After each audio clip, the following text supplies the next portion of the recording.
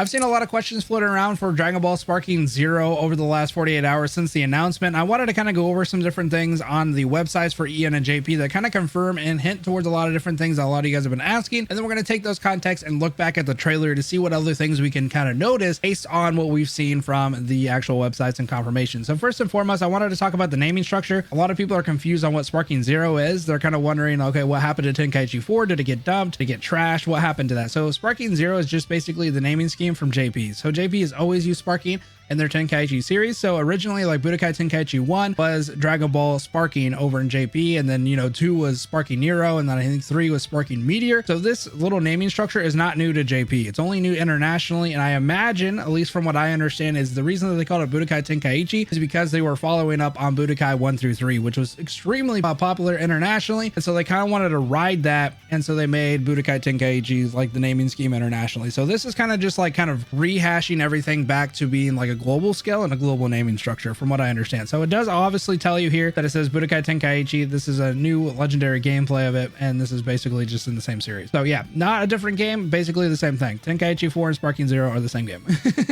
Now to go on here, it does say an incredible number of characters are going to be playable, each with signature abilities, transformations, and techniques. So it does confirm here transformations, and it does give a hint on incredible number of playable characters in the roster. So this is actually a little different because right when it came out, it said a historic amount of playable characters, which historic to me would be like never seen before, like unprecedented. So basically Tenkaichi 3 plus, a million others or whatever.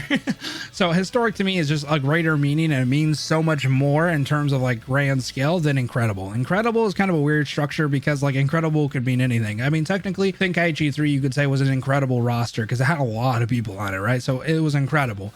Now, I don't know if it would make it incredible if, Tenkaichi 4 had the same thing. It wouldn't be very incredible. So, we've seen a couple of different things from the trailer, though. We have a couple characters. These are only a couple of the characters that were spotted in the trailer, but you can see like they're going to Super at least because we have Super Saiyan Blue Vegeta. Broly here is DPS, and then Jiren, so some of the other people from Tournament of Power. And yeah, so there's just a couple of people where we obviously know it's going to be Super. At least we're going to get up to Tower of Power, or Tournament of Power anyway. So I'm not sure if that's going to be like where it stops and the rest of its DLC, going into Daima. I imagine that they're going to do something with that when that releases, and then whatever else they decide to do after, Super comes back or whatever. So I don't know how that's going to kind of go. It would be really poopy if they showed Jiren and all that stuff, and all of a sudden they're like, by the way, Jiren is a DLC character. So I don't know if maybe they're hinting to get us a little bit excited, and then everybody gets hyped up. But I imagine it's probably going to be like superhero. So Beast Gohan, Orange Piccolo are going to be probably DLC, and then whatever Daima does, and then so on and so forth. The other thing that I wanted to kind of talk about is the fact that it goes in here and it basically says, hey, breathtaking visuals, authentic combat moves like beam clashes. So I've seen a lot of people saying like the trailer looked like it was going to have beam clashes. Well, the website here actually confirms beam clashes, rush attacks, movements too quick for the eyes to see, and planet rising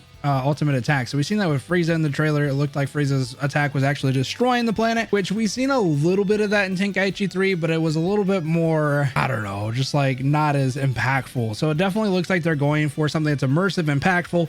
But yeah, beam clashes are going to be here, and they actually have a little bit of a screenshot somebody was able to capture that it appears that the overlay for, at least the X button, that definitely looks like a PS5 X button, and this kind of looks like an analog, but it kind of looks like the circle at the same time. But it looks like these are going to be like mash buttons. I prefer mash buttons over sticks because I don't want to keep buying I don't want to keep buying analogs, and honestly analogs in the newer controllers are not as durable as the PlayStation 2 stuff, so it's not going to last very long. So maybe you have like you can maybe choose which one you want to do or something like that. I don't know how they're going to balance it online because this is going to be an online game, and obviously Tenkaichi 3 was not. You'd have your buddy come over from wherever, and you guys would play on the couch. A lot easier to balance stuff on localization than it is to balance stuff online, depending on the netcode that they determine and how they use it. So yeah, it's going to be kind of hard depending on how they decide to go with that, but it does look like it's going to be in here. Rush attacks, of course, were a big thing in Tenkaichi, and then, quick moves and stuff like that. So that's probably the vanishing and whatnot. The other thing is they kind of rehash on the fact that you're going to be able to transform or unleash your most devastating attacks. I've seen some people wondering transformations, how are they going to work? Are they going to be in the game? And it does look like they at least confirm that transformations are going to happen. We'll talk about the JP side of it because it kind of reaffirms that as well, and a little bit more of a different structure. But then yeah, it goes in, it says saying that the environment will respond with stunning realism, which is nice because in the trailer we see a lot of cool stuff happening, which we'll talk about when we rewatch it. You can see like the devastation and like the different impacts that are happening, and it seems like those are lasting in the actual fight, which is super cool. And like they have stuff like when you transform, like the grass and stuff like that changes, and it's pretty cool. So yeah, it looks like we're gonna have transformations, and then we'll talk about the JP side. And the only reason I'm really bringing this one up is because it has a little bit of different terminology and kind of reaffirms some different things. So obviously this is Google translated, but it's gonna say it has unique abilities, characteristics of characters to transform into Super Saiyan and enjoy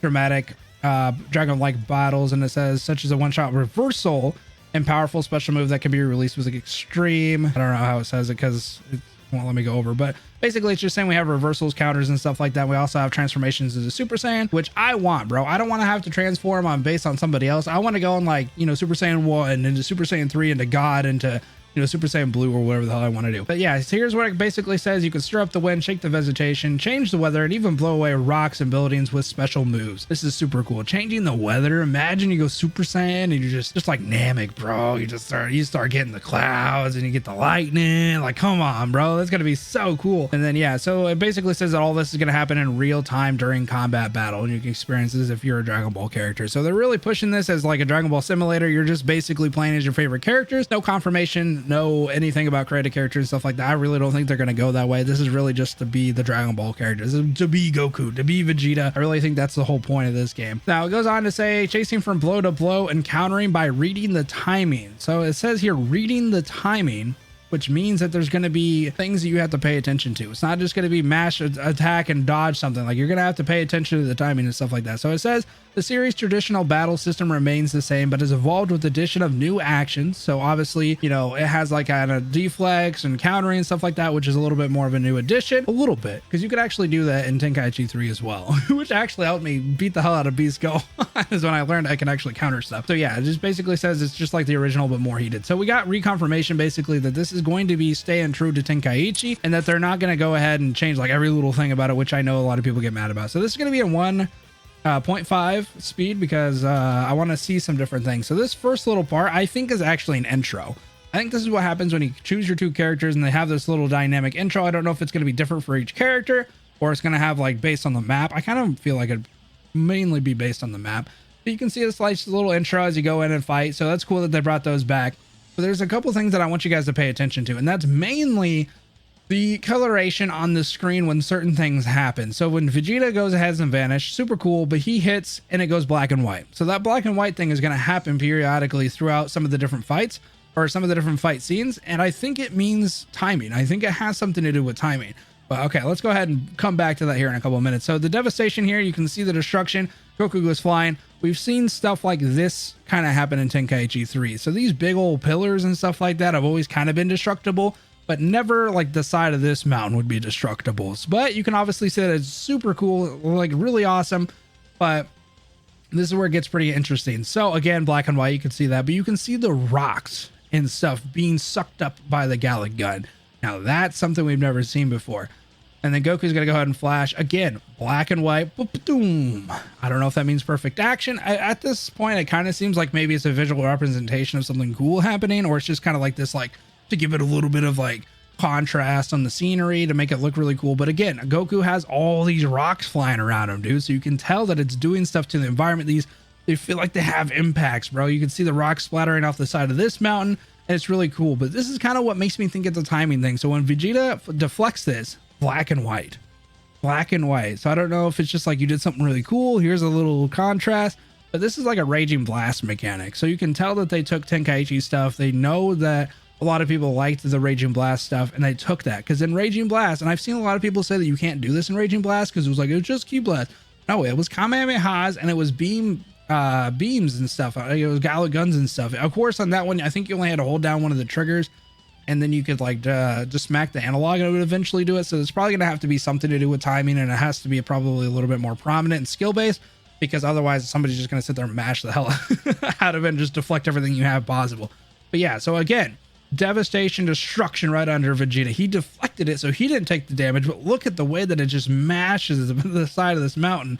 It goes into a crater over here. So the crater here from what I can see, actually stays there. So this is another cool point that I've seen in this trailer, is stuff that happens like devastation and destruction and stuff like that. It lasts in the battle. It looks like it's a part of the battle now, which I think is badass. So this is the thing about transformation. So we see these guys transform at the same time, and I want to believe that this is an editing effect just to kind of showcase both transformations. I hope it's not like, hey, you hit X marker in the battle, transform, and then you both transform to your strongest forms at the time or whatever. That'd be lame. I want to go Super Saiyan into Super Saiyan whatever, and whatever I want to be, bro. I want to choose that, and I want to choose it when I want. The only thing I can think of is these cutscenes are real and they happen in game. So if you are fighting online and you decide to go Super Saiyan Blue, your opponent has to watch that. They can't just be like, "Go with gun, dumbass." Like, so I don't know, because in Tenkaichi 3 you could stop people from kind of doing, oh no, you couldn't. You basically had to watch them do it then too. So I mean, yeah, kind of makes sense. So online, like, obviously you're just gonna have to probably watch the guy transform, like, oh shit. I wonder if they would have a cool little pop-up where it's like transform, like it gives you the option, like a little like, hey, do you want to transform? And then that's when you get those cool cutscenes, because it's like, oh, this guy's transforming behind the rocks, oh, I'm gonna transform, like, and then it gives you kind of a cool dynamic. So yeah, we have the confirmation basically, because after I saw this and the reaction, I didn't know if this was a beam clash or if it was just kind of a cool structure. But yeah, we pretty much got confirmation on the EN site that this is going to be beam clashes. And that screenshot that I showed you, I'm not oh, actually I just got it. Yeah, so you can actually see the overlay, and this is in PlayStation's thing, right? So I'm not like doctoring it, I'm not messing it up. This is actually the screenshot in the actual trailer from PlayStation 5. Here, I'll even show you PlayStation's main account. So yeah, you can see that these overlays are actually here, and this definitely looks like an analog because you can see all the way from up here. But yeah, so it looks like they have some sort of mechanic to it. Again, I don't know how they're going to balance that, but it's super cool to see that. And just imagine the space between it as those are going around, all the rocks flying around. You just see shit getting ripped up. Like, oh my God, bro. Okay, so Frieza here. Frieza's obviously going to do the death ball here. And it looks like we're going to have massive destruction though. Bam. It's like, this is destroying Earth. Like, imagine you miss a solar Kamehameha cell and it just destroys the planet because the person missed it. Like, that's what I'm talking about. That would be some cool stuff, because obviously we had some sort of like transition between maps and stuff like that, but you had to hit the person for it to do that. It kind of looks like it's almost the opposite here. Like, if you miss and you don't hit the person, you're still transforming the Earth because like you destroyed it. Like, you still hit it. But yeah, so here's the black and white here when Frieza hits. Again, a visual cue, maybe timing. I'm not 100% sure, because they did have perfect attacks in Tenkaichi 3. They gave you a little bit of a bonus. And then here's Broly just beating the shit out of Goku. So imagine you're getting your face slammed in like this. You get thrown and your face is still like imprinted in the ground where Broly just beat the shit out of you. That's all I can think of. But you can see the rocks flying around. And again, I think that those are long lasting. So it's just kind of cool to see, like, we're just going to be so immersed in this world. Not to mention that Broly just looks so badass. Again, that's going to be like at least super. We have Super Saiyan Blue, and then we got a little rundown here, and this is where all the characters start to kind of come to light. So we have some of the normal ones like Piccolo, we have Krillin, we have Tien, Yamcha, and then this is kind of interesting because we have two versions of Trunks in just this trailer. So it's given us an idea that we will have multiple versions of a character. I don't think we're going to have like a Goku young, mid, and GT or whatever the hell he was, late, I think was the last one. I don't think we're gonna have that. I think we're just gonna have Goku, and he's gonna have all of his different forms, and they'll have like Kid Goku. But people who are like technically different people, like this Trunks is future Trunks. He's a different person than Super Trunks. So I'm not really sure, but we had Android 18 there, we have Cell, and then we have Hercule. I'm gonna try to catch this last part goes really fast. Here's Boo doing his shit. And here we go. So this is Super. You can see his scarf there. So this is definitely a different Trunks. And then we have, I can never say his name right, and I can't remember what it was, but I know his friends. So yeah, we have him in here, which if he's playable, I mean, they're buffing out the roster. They're gonna have Tenkaichi's known to just have everybody, bro. You could play as applesauce, for God's sake. So you know what I mean? You could play as like Frieza's soldiers and shit. So yeah, there's 17, Tournament Power 17. We obviously seen 18, which was a different version of 18 then.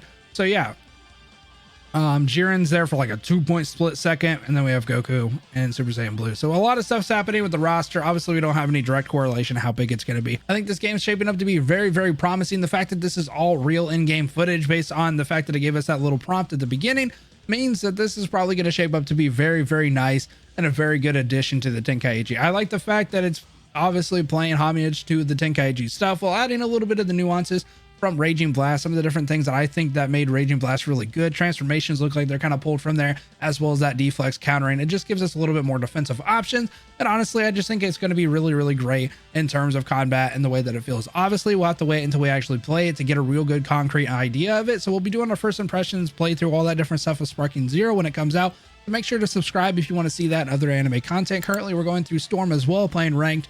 If you guys wanted to see all that kind of stuff, subscribe. We're almost to 1K and it'd help out a lot. So anyway, guys, I'll see you in the next one. Have a good rest of your night.